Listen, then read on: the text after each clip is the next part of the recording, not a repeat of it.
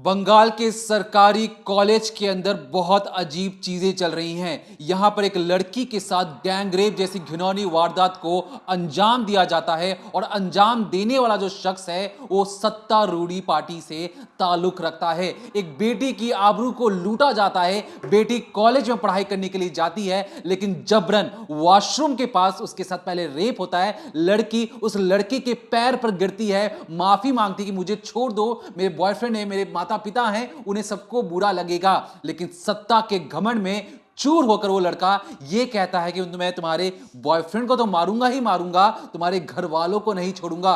बकायदा गार्ड के सामने उस लड़की के आबरू को लूटा जाता है। लड़की बेहताशा हो चुकी होती है, उसकी सांसें नहीं चल रही होती हैं। इनहेलर ला के दिया जाता है ताकि जो बच्ची है वो सांस ले सके। इसके बाद ये जो लड़का है बार बार धमकी देता है कि तुम मुझसे शादी कर लो, नहीं तो मैं तुम्हारी जिंदगी बर्बाद कर दूंगा। अब ये जो कहानी है आज आपके पास बिल्कुल, हम कमेंट सेक्शन में वो जो बच्ची है उसने जो इसका इकबालिया बयान है पुलिस के सामने, वो कमेंट सेक्शन में पिन कर देंगे ताकि आप सब भी पढ़ सकें। ये बहुत छोटा सा अंश है जो हम इस कमेंट सेक्शन में पिन कर रहे हैं, जहां पर एक लड़की खुद बता रही है कि किस तरीके से जो लड़के हैं, जो सत्ता के रूढ़ में घमंड में पागल हो चुके हैं, जो अमीरजादे हैं, जो पैसों के आगे कुछ नहीं समझते हैं, वो किस तरीके से एक बच्चियों को रेप करने से भी बाज नहीं आते हैं। क्या है पर्दे के पीछे की कहानी? क्योंकि इस कहानी में सवाल उठता है ममता बनर्जी की पार्टी पर, खुद ममता बनर्जी पर, और एक सरकारी कॉलेज, एक सरकार के द्वारा फंड यूनिवर्सिटी के अंदर, एक कॉलेज के अंदर किस तरीके से सारी चीजें बड़े आराम से हो जाती हैं और गार्ड भी कुछ क्यों नहीं कर पाता। क्या है अंदर की कहानी, तफसील से जानिए। तो ये जो पूरी वारदात है कोलकाता से सामने आई है और आप अभी जिस तस्वीर को देख रहे हैं ये उसी कॉलेज की तस्वीर है जहां पर आप देख रहे हैं कि सीलबंदी की गई है। और इसी कॉलेज के अंदर एक स्टूडेंट के साथ, एक लॉ स्टूडेंट के साथ जिसकी उम्र महज 24 साल है, उसके साथ एक एक्स स्टूडेंट और दो जो अभी पढ़ाई कर रहे हैं, वो दो लड़के मिलकर घिनौनी वारदात को अंजाम देते हैं। और सबसे पहले देखिए आरोपी का चेहरा, ये है मनोजीत मिश्रा, और यही वो आरोपी है जिसने उस लड़की के साथ ज़बरदस्ती की, उसे बाथरूम में खींचकर ले गया, फिर ज़बरदस्ती ही उसे यूनियन रूम में ले गया, वहाँ के गार्ड रूम में गार्ड के सामने इस लड़की के साथ रेप किया और उसके बाद धमकाया भी। दरअसल 25 जून की रात को करीब 7:30 बजे से 10:50 तक ये जो लड़का है ये उस लड़की के साथ रेप करता रहा, उसे टॉर्चर करता रहा, उसे मानसिक यातनाएं देता रहा। होता दरअसल ये है कि 25 जून को जो लड़की है वो अपने कॉलेज का फॉर्म भरने के लिए दोपहर 12 बजे के आसपास कॉलेज पहुंचती है, वहाँ पर अपने दोस्त यारों से मिलती है, कॉलेज में रहती है, और करीब 7 बजे के आसपास जब वो घर निकलने वाली होती है तो वॉशरूम के पास के इलाके से वो जब निकलती है तभी उसके साथ इस वारदात को अंजाम दिया जाता है।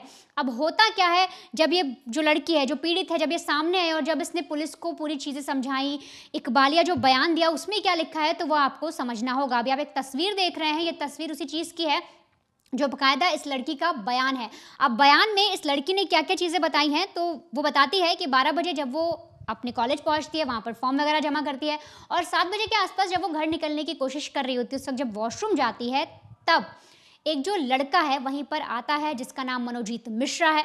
वो उस लड़की से बात करने की कोशिश करता है, वो उसे बोलता है कि तुम मुझसे शादी कर लो। इस पर लड़की मना करती है, बोलती है मेरा बॉयफ्रेंड है, मैं तुमसे शादी नहीं कर सकती और मैं तुमसे प्यार भी नहीं करती। अब ये जो मनोजीत मिश्रा है, यही बताया जा रहा है कि टीएमसी से इसके कॉन्टैक्ट हैं, ताल्लुकात हैं, और तो और रईस ज़्यादा है। इसके अलावा ये इसी कॉलेज का एक्स स्टूडेंट है, 2022 में पास आउट है, और उसके बाद भी कॉलेज में इसका रुतबा, दबंगई सब चलती रहती है। अब यहाँ पर लड़की के इनकार करने पर मनोजीत मिश्रा को लगता है कि उसकी साख पर, उसकी ईगो पर किसी ने हर्ट किया है, और उसके बाद वो उस लड़की को ज़बरदस्ती फोर्सफुली वॉशरूम के अंदर लेकर जाता है और वहाँ पर उस लड़की के साथ रेप करता है। सबसे पहले जो लड़की ने बताया वो बताती है कि वो लोग जब मुझे वॉशरूम लेकर जाता है वहाँ पर मुझसे बार बार बोलता है कि मैं उससे शादी कर लूँ, मुझे बोलता है अपने बॉयफ्रेंड को छोड़ दो। अब ये सारी चीज़ें मैं उसे डिनाई करती हूँ और इसके बाद वो मुझे धक्का देता है, नीचे गिरा देता है, मेरे कपड़े निकालने की कोशिश करता है, वहाँ मेरे साथ रेप करता है। मैं रोती हूँ, बिलखती हूँ, मैं उससे बोलती हूँ कि मुझे छोड़ दे, मेरा परिवार है, सब बिखर जाएगा, लेकिन वो मुझे नहीं छोड़ता। इसके बाद मेरी हालत ख़राब होती है, मेरी सांसें उखड़ रही होती हैं, मेरी तबीयत बहुत ज़्यादा बिगड़ जाती है, मुझे कुछ समझ नहीं आ रहा होता, और तभी मैं 2 लोगों को आवाज़ देती हूँ। अब 2 लोगों की आवाज़ देने की बात है, उसमें मेंशन किया गया है MPJ नाम से, लेकिन जहाँ तक वो नाम है इसी पूरे केस में 2 और लड़कों के, जिनका नाम है जैब अहमद और परमीत मुखोपाध्याय। इनको आवाज़ दी जाती है। इनसे जब वो पहुंचते हैं तब वो लड़की वहाँ पर उनसे हाथ जोड़ती है, कहती है प्लीज़ मुझे किसी भी तरीके से इससे बचा लो, इस हैवान से मुझे बचा लो, मुझे अस्पताल लेके चलो, मैं सांस नहीं ले पा रही, मैं मर जाऊंगी। लड़की जब इस तरीके से बातें कहती है तो वो जो सामने खड़े लड़के हैं वो मदद करने से मना कर देते हैं। यानी जो दो लड़के जिन्हें लड़की ने देखा कि शायद कोई है जो मेरी मदद कर सकता है, जब वो चिल्लाती है तो दो लड़के जब अंदर जाते हैं तो वो साफ तौर पे इनकार कर देते हैं उस हालत में, उस अवस्था में जो लड़की पड़ी होती है उसकी मदद करने से। इस पर लड़की की सांसें उखड़ रही होती हैं। जो मनोजीत मिश्रा है वो वहीं पर खड़ा होता है। लड़की उन लड़कों से बोलती है जो हेल्प करने आए थे, उनसे कहती है कि ठीक है तुम मुझे रूबी अस्पताल नहीं ले जा सकते तो हो सकता है तो ऊपर जाकर मेरा इन्हेलर है वो कहीं गिर गया है वो ला कर दे दो। इसके बाद वो लड़के अस्पताल तो नहीं ले जाते लेकिन इन्हेलर लाकर उस लड़की को देते हैं। वो धीरे धीरे ठीक होती है, उसको सांस वापस आती है और फिर वो कोशिश करती है कि वो बाहर किसी तरीके से भाग सके। लेकिन तभी उसे समझ में आता है कि ये जो मनोजीत मिश्रा है इसने पहले ही यूनियन जो प्रॉपर हॉल है उसका जो गेट है पूरा बंद कर दिया और ये लड़की अब बाहर नहीं जा सकती। ऐसे में वो उसके पैरों में गिर जाती है, मनोजीत मिश्रा के पैरों में गिरती है वो लड़की और बोलती है किसी भी तरीके से उसे छोड़ दो, माफ़ कर दो, अब उसके साथ और अत्याचार मत करो। इस पर जो मनोजीत मिश्रा है वो और बिदकता है और सामने खड़े दो लड़के यानी जो मदद के लिए आए थे, जिसको लड़की ने पुकारा था ये सोचकर, इस उम्मीद में कि शायद वो दो फरिश्ते होंगे जो उसकी मदद कर देंगे, लेकिन ऐसा नहीं होता। मनोजीत मिश्रा जो है जब लड़की पैरों में गिरी होती है उसी वक्त उन दो लड़कों से कहता है कि इसको फौरन गार्ड रूम में ले जाओ, खींचते हुए घसीटते हुए, और वो लड़के भी उसकी बात सुन लेते हैं। पहले वॉशरूम में इस लड़की के साथ बर्बरता करते हैं, अत्याचार करते हैं। उसके बाद वो जो दो लड़के थे वो उस लड़की को घसीटते हुए खींचते हुए जो गार्ड रूम था वहाँ पर लेकर जाते हैं और फिर मनोजीत मिश्रा भी वहाँ पर पहुँचता है और गार्ड जो वहाँ पर मौजूद था उससे कहते हैं बाहर जाकर बैठो। अब आप देखिए इस लड़के की दबंगई देखिए, एक लड़की को घसीट कर खींच कर लाया जा रहा है लेकिन जो गार्ड वहाँ पर मौजूद है वो एक भी प्रश्न नहीं कर सकता, वो क्वेश्चन नहीं कर सकता कि सर आप क्या कर रहे हैं, ये गलत है। गार्ड भी उसकी बात सुनता है और बाहर आकर अपने रूम के बैठ जाता है। इसके बाद अंदर दरवाज़ा बंद होता है और फिर से वो लड़की के साथ रेप करने की कोशिश करता है। यहाँ पर लड़की अपने आप को बचाती है, चीखती है, चिल्लाती है, लड़ने की कोशिश भी करती है, लेकिन ये जो दरिंदा था जो मनोजीत मिश्रा है ये बिल्कुल भी नहीं रुकता और उस लड़की के साथ वहाँ पर भी रेप करता है। और रेप करने के बाद उसका वीडियो भी बना, मतलब आप सोचिए जब उस लड़की के साथ वो रेप कर रहा है, दरिंदगी कर रहा है, तो उसका वीडियो भी बनवाता है। और वीडियो बन जाने के बाद, रेप हो जाने के बाद वो उस लड़की से कहता है कि तूने अगर इस चीज़ के बारे में किसी को भी बताया तो तेरा बॉयफ्रेंड भी मरेगा और तेरा परिवार को बर्बाद कर दूंगा। अब ये सारी जब बातें लड़की से कहता है तो लड़की डर जाती है। वो पहले भी उससे बोल चुकी होती है कि उसका बॉयफ्रेंड है, वो अपने बॉयफ्रेंड से बहुत प्यार करती है, उसे छोड़ दे, लेकिन मनोजीत मिश्रा ज़रा सा भी उसको तरस नहीं आता, रत्ती भर भी उसके दिमाग पे कोई ऐसा असर नहीं होता कि वो उस लड़की को छोड़ दे। और इसके बाद उसके साथ पहले वॉशरूम में रेप करता है, फिर गार्ड रूम में रेप करता है, यहाँ तक कि उसे टॉर्चर भी देता है। और इसके बाद भी उसे वीडियो बनाने के बाद कहता है कि ये जो वीडियो है अगर तुमने कुछ भी ऐसा किया तो वायरल कर दूंगा, तुम्हें बदनाम कर दूंगा, तुम्हारा बॉयफ्रेंड भी है वो तुम्हें छोड़ देगा या तो मैं उसे मार दूंगा। इस तरीके से धमकी देता है और इसके बाद उस लड़की को छोड़ा जाता है।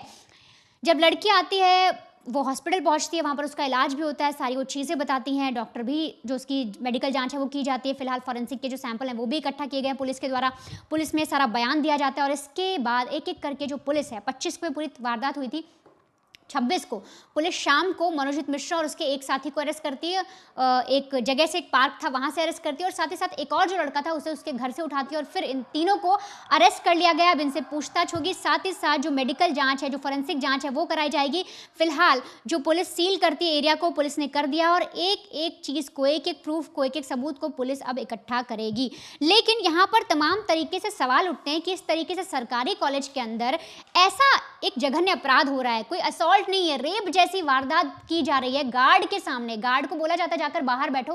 कैसे ऐसे हो सकता है? एक एक्स स्टूडेंट की इतनी कैसे चल सकती है कॉलेज के अंदर? इससे पहले आरजी कर में भी कुछ ऐसा ही देखने को मिला था कि बाहर से एक जो प्रिंसिपल हैं उनकी कितनी चल रही है, उनकी पहुंच एक स्पेशल पार्टी से है। ठीक यहाँ पर भी वैसा ही एक देखने को नजर आ रहा है। और तो और अब जब पुलिस ने इन सबको अरेस्ट किया है तो यहाँ पर एक चीज सबसे अहम है, क्योंकि इस पूरे केस में रेप सिर्फ एक लड़के ने किया है, नाम है मनोजीत मिश्रा, पर जो धाराएं हैं, जो केस है गैंगरेप का, वो पूरा बनेगा उन दो लड़कों पे भी जिन्होंने मदद की। तो आखिर ऐसा क्या होगा, इसके पीछे हमारा कानून क्या कहता है और बाकी डिटेल्स जो है इस पूरे केस की आप वो भी समझिए। देखिए, इस पूरे केस में जिस तरीके से लड़की ने फरिश्ता समझा उन लड़कों को और वो लड़के आकर बाकायदा पहले तो इनहेलर तो ले आते हैं मदद के नाम पर, उसके बाद ये जो लड़के हैं वीडियो और फोटोज भी खींचते हैं उस बेटी की, जिस बेटी की आबरू को नोचा जा रहा था, उसके साथ जघन्य अपराध किया जा रहा था, लेकिन बावजूद इसके उन्हें वीडियो और फोटोज बनाने से उन लड़कों को कोई रोक नहीं पाया। मैं उन लड़कों के आपको नाम भी बता दूं। उन लड़कों के जो नाम है, एक तरीके जो एक मनोजीत मिश्रा हैं, जो बाकी दो हैं, जो मनोजीत मिश्रा है उनकी उम्र है 31 साल, जो मेन अक्यूज आरोपी हैं टीएमसी पार्टी से ताल्लुक रखते हैं। मैं क्यों जोर दे रहा हूं इस बात में आपको बताऊंगा इस वीडियो के तक। जो दूसरे दो लड़के हैं जो फरिश्ते बनकर इनको बचाना चाहिए था, उनकी उम्र जान लीजिए। जैब अहमद 19 साल के हैं, प्रमीत मुखोपाध्याय 20 साल के ये हैं। ये दोनों लड़के अपने से जो सीनियर है, उस कॉलेज की जो सीनियर है, जो 24 साल की जो विक्टिम है, उसे बचाना था, लेकिन फोटो और वीडियोग्राफी कर रहे थे। अब यहां पर जब आप उस लेटर में, जो हमने कमेंट सेक्शन में पिन भी कर दिया है, आप उसमें उस लेटर में अगर जाके पढ़ें ध्यान से, तो उसमें आपको पता लगेगा कि जो बेटी है वो ये कह रही है कि ये जो शख्स हैं ये बहुत ज्यादा रसूखदार हैं, बहुत ज्यादा पावरफुल हैं, इनकी पहुंच अच्छी अच्छी जगहों पर है और इसलिए कुछ भी कर सकते हैं। जब बेटी ने सारी चीजें लिखी तो हमने पड़ताल करने की कोशिश की कि जनाब कौन है, तब हमें बहुत सारी चीजें पता लगी हैं। एक गार्ड जो सिर्फ और सिर्फ एक इशारे पर बाहर चले जाए, सोचिए उस शख्स की उस कॉलेज के अंदर धाक और पावर, दबंगई कितनी ज्यादा होगी कि गार्ड मुंह बंद कर ये देखते रहा, सुनते रहा कि बेटी को छेड़ा जा रहा है। रात के 7:30 से लेकर 10:30 के बीच की ये पूरी दरमियानी जो वाकया है, वहां पर बंद कॉलेज के अंदर सारी चीजें हो रही हैं और गार्ड आंख मुंह बंद कर बाहर बैठा हुआ है और दो लड़के वीडियो और फोटोग्राफी कर रहे हैं। अब ऐसे में क्या जो रेप करने वाला एक शख्स था, क्या गार्ड को सजा नहीं मिलनी चाहिए? क्या उन दो लड़कों को सजा होगी कि नहीं होगी? तो चलिए आपको बिल्कुल एक डिटेल्ड रिपोर्ट के जरिए और आसान शब्दों में समझाने की कोशिश करते हैं, क्योंकि कानून की धाराएं अक्सर समझ में नहीं आती हैं, लेकिन हम कोशिश करेंगे आपको आसान से आसान शब्दों में आपको ये समझाएं। दरअसल देखिए, जो गार्ड था बाहर बैठा हुआ था, उसकी भी एक तरीके से सहमति थी जो मनोजीत मिश्रा जो कर रहे थे। दो लड़के भी एक तरीके से बाहर खड़े थे, वीडियोग्राफी, फोटोग्राफी, और जानते थे कि क्या चीजें हो रही हैं और उस मौका वारदात पर वहां पर खड़े होकर सारी चीजें देख भी रहे थे। अब हमारी जो कानून है वो भारत न्याय संहिता, पहले आईपीसी होता था, बदल चुका है इंडियन पिनल कोड और उसे भारत बीएनएस का नाम दिया गया है, भारत न्याय संहिता। इसमें 3 धाराएं हैं, 127 धारा बटे 2, 70 बटे 1 और 3 बटे 5। अब मैंने आपको ये नंबर तो बता दिया, थोड़ा सा कॉम्प्लिकेटेड है, मैं आपके लिए और आसानी से कर देता हूं। धारा 127 जो उसका पैरा नंबर 2 है, उसमें क्या कहा गया है? अगर किसी व्यक्ति की उसकी इच्छा के विरुद्ध कहीं रोकता है या उसे बंद करता है तो यह अपराध है। मतलब आप किसी को जबरन किसी के कमरे के अंदर बंद कर दें और उसकी इच्छा ना हो तो वो भी कानूनन अपराध है। इसके लिए 1 साल जेल और 5,000 तक का जुर्माना है। अब यहां पर जिस तरीके से जो बेटी को वो इशारा करता है कि जाकर इसको गार्ड रूम के पास ले जाओ, वॉशरूम में तो रेप कर ही रहा था, जब वो पैर पकड़ती है, भीख मांगती है, तो इशारा करके बोलता है गार्ड रूम में लेके जाओ, गार्ड रूम में मैं अब आबरू लूटूंगा। जो उस लड़की की जो मानसिकता है, जबरन एक इच्छा के विरुद्ध उस कमरे में बंद करना, तो इसके लिए सबसे पहली जगह हर एक धारा जोड़ी जाती है। तो 5,000 से लेकर 1 साल की सजा तो है ही। अब आते हैं धारा 70, उसका पैरा नंबर 1। अगर किसी महिला के साथ एक से अधिक सामूहिक बलात्कार होता है या उसमें सहयोग किया जाता है बाकी लड़कों के द्वारा, तो सभी समान रूप से गैंग रेप का उस पर आरोप लगेगा। भले ही सिर्फ एक व्यक्ति ने ही क्यों ना रेप किया हो, लेकिन उस साक्ष्य के जो मौजूद जो लोग थे, जो अपनी नंगी आंखों से देख रहे थे कि हैवान किस तरीके से एक बच्ची का रेप कर रहा है, बेटी का रेप कर रहा है, और वो लोग कुछ भी नहीं कर रहे, तो वो भी गैंग रेप में सहयोगी माने जाएंगे, भले ही एक शख्स ने रेप किया हो, जैसा इस केस में है। अब तीसरा जो मेन धारा है, जो आपको समझने की कोशिश कीजिए, धारा 3 पैरा नंबर 5। इसमें कहा गया कि अगर किसी अपराध में ग्रुप में मिलाकर कोई अपराध को अंजाम दिया जाएगा और सभी की मंशा उस अपराध में मदद करने के लिए है, तो सभी को एक समान सजा होगी। जैसे कि मनोजीत मिश्रा ने इसमें रेप किया और बाकी जो गार्ड और ये दोनों जो लोग हैं कहीं ना कहीं सहमति जता रहे थे, उन्होंने रोका नहीं, टोका नहीं, किसी का फोन नहीं किया, अपनी नौकरी बचाने की कोशिश की। उन्हें लगा कि कोलकाता पुलिस भी आ जाएगी तो शायद इन जनाब को पकड़ेगी नहीं और खुद उनकी नौकरी चली जाएगी एक बड़े रसूखदार नेता को पकड़ने के चक्कर में। और इसलिए ये जो मैंने आपको जो 3 धाराएं बताई हैं, उसमें ये साफ है कि अगर मनोजीत मिश्रा सिर्फ प्राइम अक्यूज्ड हैं, तो बाकी अक्यूज्ड भी इंक्लूडिंग गार्ड जो उस वक्त अपनी सरकारी नौकरी के नाम पर गेट के बाहर बैठकर सिर्फ और सिर्फ खैनी मल रहा था और ये ध्यान नहीं दे रहा था कि अंदर क्या हो रहा है, तो वो भी बराबर का भागीदार है इस केस के अंदर। अब जब हम इस कॉलेज के बारे में पढ़ रहे थे तो हमें पता लगाने की कोशिश की कि ये जो कॉलेज है, जो साउथ लॉ कॉलेज है, जो कोलकाता का लॉ कॉलेज है, ये एफिलिएटेड है कलकत्ता यूनिवर्सिटी से। इसमें 821 बच्चे किसी भी वक्त में पढ़ाई करते हैं और हर साल 120 बच्चों का मतलब एडमिशन होता है। और एडमिशन की जो प्रोसीजर है या जो प्रक्रिया है उसमें आपको 10+2 मतलब 12th क्लास में जब आप होते हैं, जब आप पास आउट करते हैं, तो किसी भी 4 सब्जेक्ट को मिलाकर 45% आपका जो सबसे ज्यादा मैक्सिमम मार्क्स है वो 45% तक होना चाहिए, मिनिमम जो क्राइटेरिया है उस कॉलेज में एडमिशन लेने के लिए। तो कहां आप 12th क्लास को पढ़कर आप गए थे कॉलेज में शिक्षा ग्रहण करने के लिए, शिक्षा लेने के लिए, आपको वहां से कानून का वकील बनकर समाज की बुराइयों को जड़ से उखाड़कर फेंकना था। कहां वहां पर एक पैसे वाला शख्स ये कहता है कि मुझे तुमसे प्यार है, मुझे तुम्हारे साथ शादी करनी है, भले ही तुम्हारा बॉयफ्रेंड कोई और हो लेकिन तुम मुझसे शादी कर लो क्योंकि मैं एक बड़े पार्टी से ताल्लुक रखता हूं, मेरे पास पैसों की कोई कमी नहीं है और मेरा पावर तो तुम जानती हो, मेरा रोला चलता है इस कॉलेज के अंदर, हर कोई प्रोफेसर से लेके हर कोई मेरा बात मानता है, तुम मुझसे शादी कर लो। लेकिन लड़की को अपनी जिंदगी संवारनी थी, लड़की को बहुत आगे बढ़ना था। उसने बार बार ये कहा उसे रोकने के लिए सिर्फ कि मेरा बॉयफ्रेंड है, तुम मुझे तंग मत करो। इसके बावजूद भी वो रुकता नहीं है और उस पर वो गंदी निगाहें डालता है और जबरन उसके साथ गैंग रेप जैसी घिनौनी वारदात को जस्टिफाई करने के लिए, दिखाने के लिए कि मैं तुमसे प्यार करता हूं, अगर मैंने तुम्हारे साथ कुछ गलत कर दिया है तो इसके बाद तुम्हें मेरे साथ शादी करनी पड़ेगी। तो ये जो सारी जो चीजें हैं, जो उसके गंदे दिमाग में जो सारी जो चीजें चल रही थी, अब एक एक का हिसाब होगा। फिलहाल के लिए तमाम जितनी भी पॉलिटिकल पार्टीज हैं वो आवाज तो उठा रही हैं, लेकिन देखना होगा कि क्या इस मामले में भी कोई कड़ी कार्रवाई होगी या लीपापोती करने की कोशिश होगी। क्योंकि जिस तरीके से आरजीकर के बाद एक तरीके से सैलाब उठा था इंसाफ के लिए, और उस इंसाफ में जब एक लड़के ने वहां आरजीकर में जाकर उस बेटी के साथ रेप करने के, उसे मौत के घाट उतार दिया, अगर इस केस में भी लीपापोती करने की कोशिश हुई और किसी को बचाने की कोशिश की गई तो शायद जनता माफ नहीं करेगी। क्योंकि एक चीज एक बार बर्दाश्त होती है लेकिन हर बार ऐसी चीजें होती रहेंगी। कोलकाता जैसे जो वहां का बंगाल की जो राजधानी है, वहां से अगर ऐसी खबरें आएंगी तो वह सच में डराने वाली चीजें हैं। और ऐसे में कोलकाता पुलिस को चाहिए कि तमाम तरीकों से इन्वेस्टिगेट करते हुए इस मामले को जल्द से जल्द सुलझाने की कोशिश करें। फिलहाल इस पूरे मामले पर हमारी पैनी नजर बनी रहेगी। जो